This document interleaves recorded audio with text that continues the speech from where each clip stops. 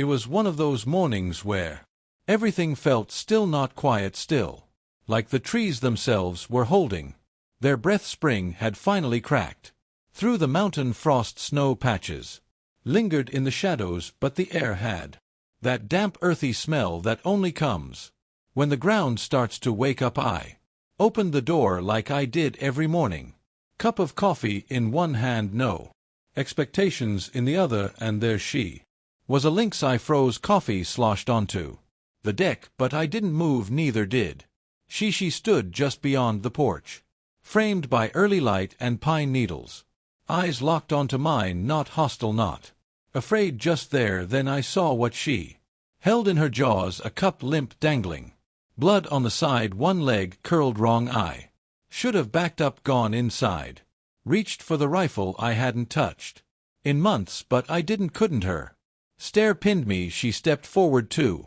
slow, cautious strides, then she gently placed the cub on the wooden boards of my porch and backed away, not far, just enough to give me space. Then she sat as never, leaving mine. The cub didn't move. For a horrible second I thought it was already too late. I took a step forward. She didn't react. Another step. She blinked once. That was it. I crouched beside the cub. His fur was damp and sticky. His breathing was thin, just a flutter in his ribs, but it was there, alive. What the hell? I whispered. I looked at her. She was still solid, ears forward, tail flat. I didn't know what the hell this was. Didn't make sense. None of it did, but I reached down, wrapped the cub in the flannel I had tied around my waist, and lifted him gently. She didn't growl, didn't move. I backed into the cabin, watching her the whole time. She stayed. Once inside, I sat him on the couch, grabbed an old towel, turned on the space heater, cleared a table, started moving without thinking. Out the window she was still sitting, watching. This wasn't instinct, wasn't animal logic, it was something else, and it had just arrived at my door. I didn't want this, any of it, but I carried the cub deeper into the cabin, heartbeat like a drum in my ears. His body was too light, like whatever made him wild had nearly slipped out already. I laid him on the couch, then stood there a second, just staring. What the hell was I doing? This wasn't a stray dog, this was a lynx, a wild thing, a dying one. Still I moved, pulled the old wool blankets from the hall closet, found the space heater, dusted and dented, from under the sink, plugged it in, turned it up, grabbed a kettle, filled it halfway, set it to boil.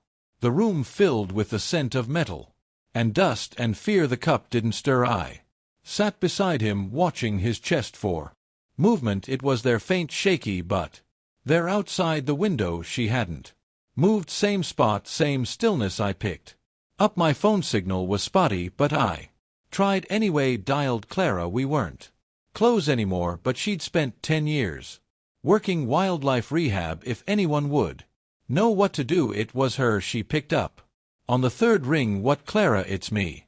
I've got a lynx cub. He's injured bad. His mother brought him to me. Pause. Say that again. I swear she walked up to my porch this morning and dropped him, just stood there. I didn't touch her. I think she wants help. You've been drinking. No, just listen. He's cold, bleeding, not moving.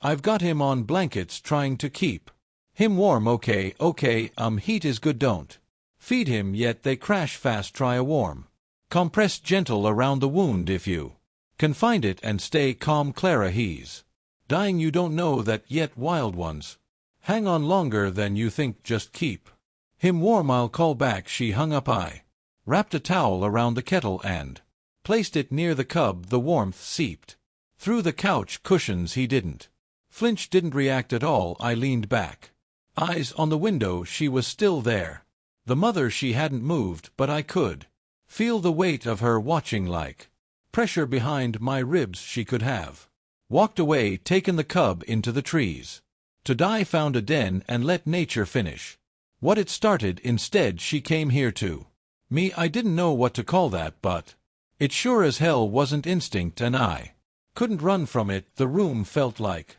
a held breath. The cub still hadn't moved.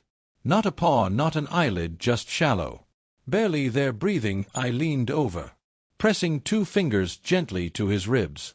The rise and fall were so faint I almost convinced myself I imagined it. No, he was here, but he was fading. I grabbed an old jar of powdered glucose from the kitchen, left over from a failed attempt at home brew, and mixed it with warm water. Filled a plastic syringe, no needle. Kneeling beside him, I pried his jaw open, just enough to slip the tip between his teeth. A few drops, no reaction. I waited.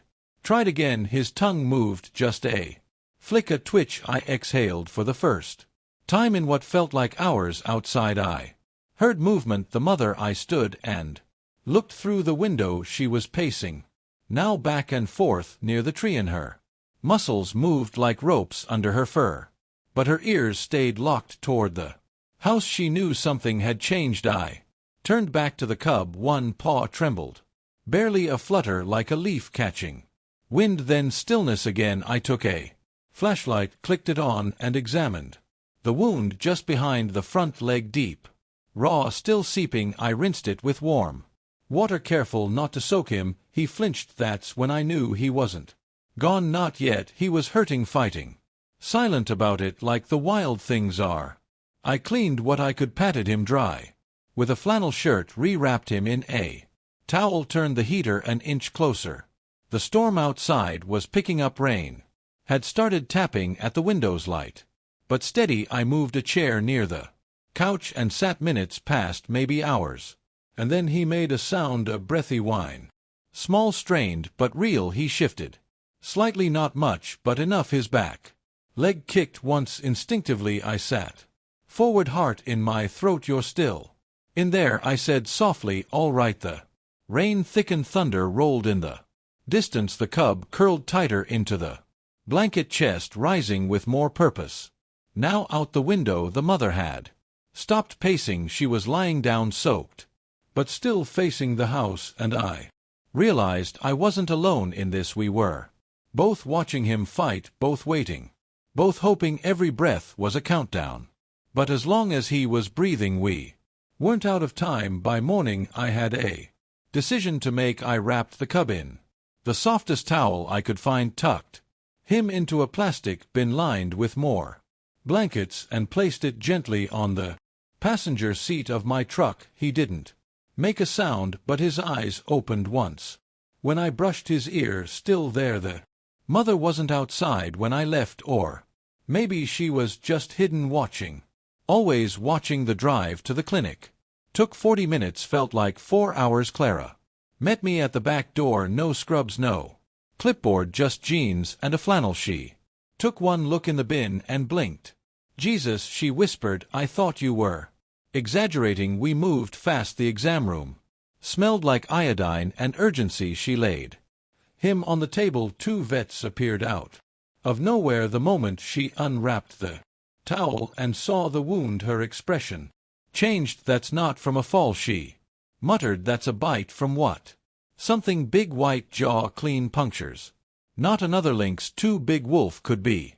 They'll take out cubs to thin out competition, or just because they can. My stomach twisted. She cleaned the wound, flushing it with antiseptic while the techs held him still. He squirmed a little. Not panic, more like irritation. That was a good sign. Vitals are shaky but holding. One text said. Clara looked up at me. He's lucky or stubborn, maybe both. Can you save him? She hesitated. We can try. He's got a shot, but it's narrow. He's young, wild, and in shock. No textbook covers this. I nodded. Do what you can. They gave him fluids, pain meds, antibiotics. She stitched part of the tear, packed the rest. He didn't cry, just breathed. Afterward, I sat with him for a while. Clara stepped out to give us space. He blinked up at me, slow and tired. You're tougher than you look, I said. He didn't blink again, just kept staring, calm, present. When it was time to go, Clara handed me a small bag of supplies. He needs rest, no stress. Change the bandage tomorrow. Call me if he crashes. I nodded.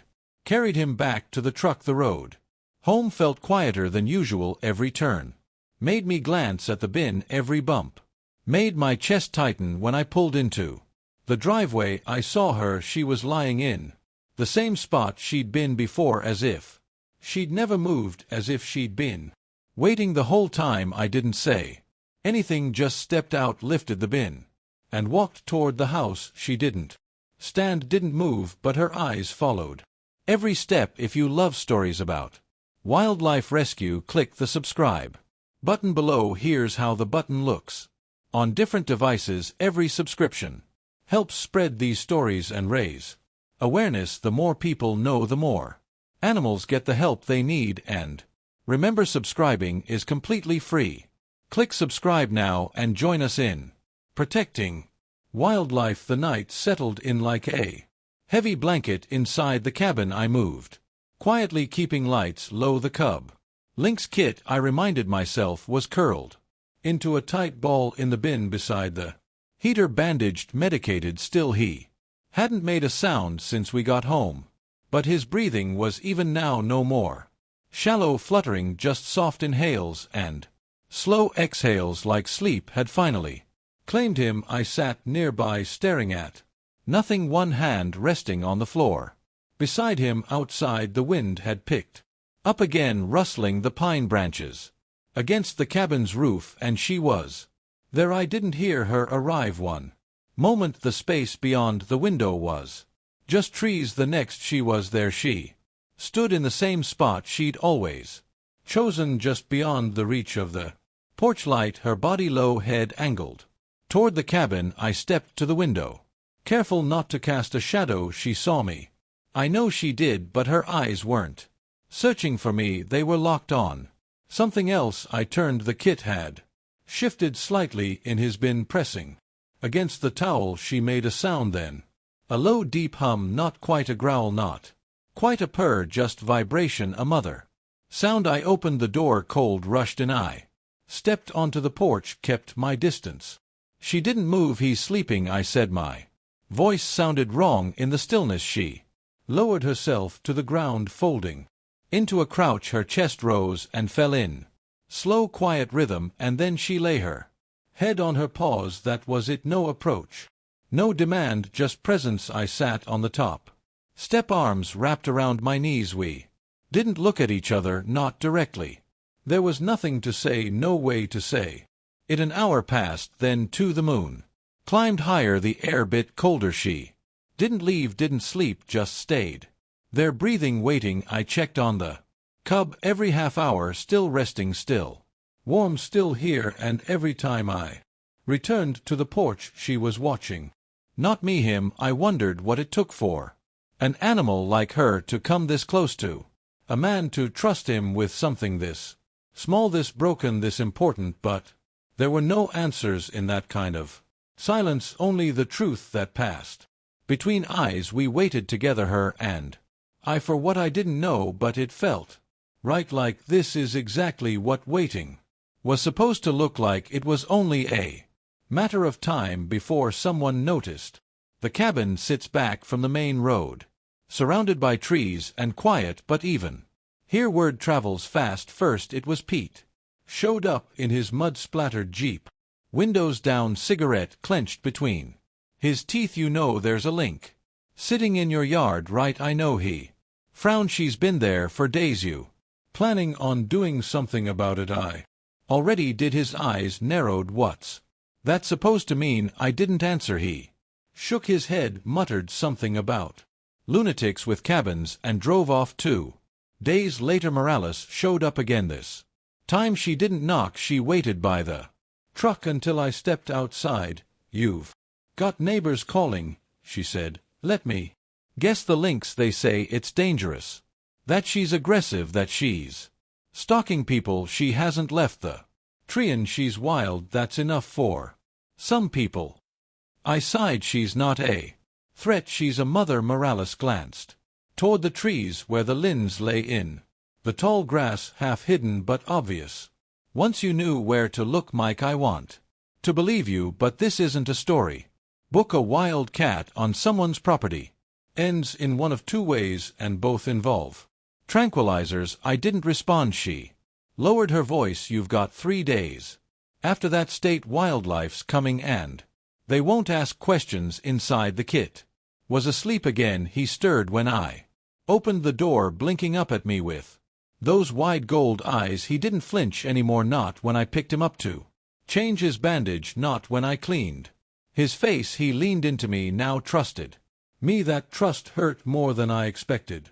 He still limped, but he moved, played even, swatted at the edge of a rug, pounced on a pillow. He was healing, growing, and every time I looked out the window she was still there, waiting, watching, always present but never pushing. She never tried to come closer, never tried to break in, never made a sound. She just waited. The people outside didn't understand, couldn't they? Wanted her gone because wild things scare them, because they don't fit inside fences or rules or neat little categories. But that kit, he wasn't just hers anymore, and neither was the silence between us. I sat on the porch that night, listening to the insects hum and the trees whisper. The lynx was a shadow at the edge of the yard, still as ever. She wasn't mine, but she wasn't only wild anymore either.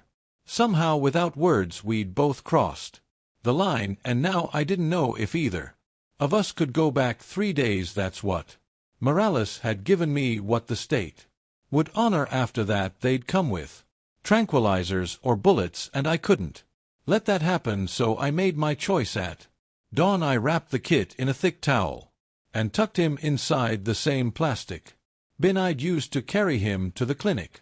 He was stronger now, squirmy, alert, already trying to climb out. Easy, bud, I whispered. Just one more trip. I strapped the bin into the passenger seat, grabbed my coat, and drove not far, just to the old logging road that wound behind the ridge, where the trees grew close and deep and few people bothered to go. We hiked the rest. He clung to me, small paws digging into my jacket, his head swiveling at every sound. He knew maybe not everything, but enough. Took an hour to find her. She was waiting, not pacing, not hiding, just standing in a shaft of light beneath a broken pine, as if she'd known the time had come. I stopped 20 feet away, set the bin down, opened it. The kit didn't bolt. He stepped out, slow, cautious. His nose twitched. He looked back at me once, then forward. She moved 2 steps, 3. She met him halfway. Their heads touched, brief, gentle. She licked his forehead. He leaned into her chest, and my heart cracked. I thought she'd take him, then turn and vanish into the trees, reclaim what was hers, but she didn't. She looked at me long, steady, no fear, no demand. Then she nudged him, soft, deliberate, back toward me. He resisted just a little, then turned around and walked to my boot. Saturday. I didn't move. She stood there another moment, then turned. No rush, no drama, just quiet footsteps into the trees. Gone. The kids stayed at my feet. I knelt, hands shaking, and pulled him close. He didn't fight it. We sat like that for a long time in the quiet, in the space she left behind. She could have taken him, but she didn't. She chose, and somehow that choice felt heavier than anything I'd ever carried. 2 months, that's how long it's been since I last saw her. The forest shifted in that time, greener, louder. Spring gave way to early summer, and the days stretched longer than they should have. The kit, he's not really a kit anymore, grew fast. Bigger paws, stronger shoulders, his gait more confident, even if he still limps a little. He roams more now, never far, always within the edge of the yard, or just into the trees. Comes back when he hears my voice, or maybe just when he wants to. He sleeps on the porch when it's warm inside. When it rains, eats what I give him, but he still hunts. Instincts still there. He's not tame, but he's not wild either. He's something in between. And so am I. I still wake in the night, sometimes certain I've heard something. Branches shifting, breath in the dark, paws on pine needles. By the time I look out, there's nothing, but he hears it too.